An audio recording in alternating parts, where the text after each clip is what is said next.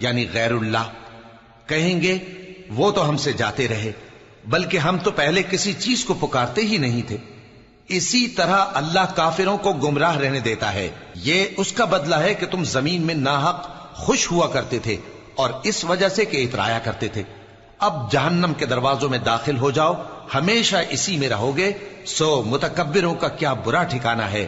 تو اے پیغمبر صبر کرو کہ اللہ کا وعدہ سچا ہے، پھر اگر ہم تمہیں اس عذاب میں سے کچھ دکھا دیں جس کا ہم ان سے وعدہ کرتے ہیں، یا ہم تمہیں وفات دے دیں، تو بہرحال ان کو تو ہماری ہی طرف لوٹ کر آنا ہے۔